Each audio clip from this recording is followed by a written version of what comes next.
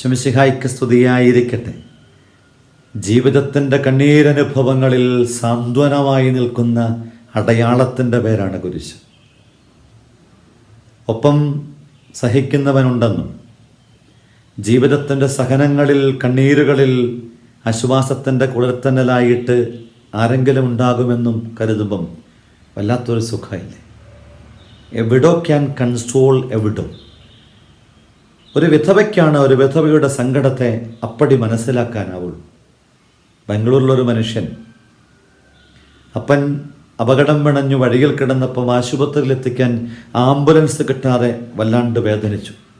രക്ഷിക്കാനായില്ല ജീവിതം. അന്ന് അവനെടുത്തൊരു തീരുമാനം, അധ്വാനിച്ചും ആർജിച്ചും ഈ നഗരവീഥിയിൽ വഴിയോരത്ത് കിടന്നു മരിക്കാനിടയാകുന്നവനെ ഫ്രീ ആംബുലൻസ് കൊടുത്ത് രക്ഷപ്പെടുത്തുക. നമ്മുടെ ജീവിതത്തിൽ കണ്ണീരണിയുന്ന അനുഭവങ്ങളെ, കരയുന്ന മിഴികളിൽ കണ്ണീർ തുടയ്ക്കാൻ കാരുണ്യരൂപ വരുമോ? നീറുന്ന മാനസങ്ങളെ സാന്ത്വനത്തിൻ്റെ കൃപ കൊണ്ട് അനുഗ്രഹമാക്കാൻ തമ്പുരാനെ അണയുക. മനോഹരമാണ് പാട്ടിൻ്റെ വരികൾ. ജീവിതത്തിൻ്റെ കണ്ണീരനുഭവങ്ങളെ ക്രിസ്തുവിൻ്റെ കാഴ്ചകളിലും കാഴ്ചപ്പാടിലും കാണാൻ വ്യതിരക്തമായിട്ടുള്ള ഇടങ്ങളോട് ചേർന്ന് ഈ അവസ്ഥകളെ അത്ഭുതവും അനുഗ്രഹവുമാക്കാൻ അവോളം കൃപ നൽകാൻ ആഗ്രഹിക്കാം.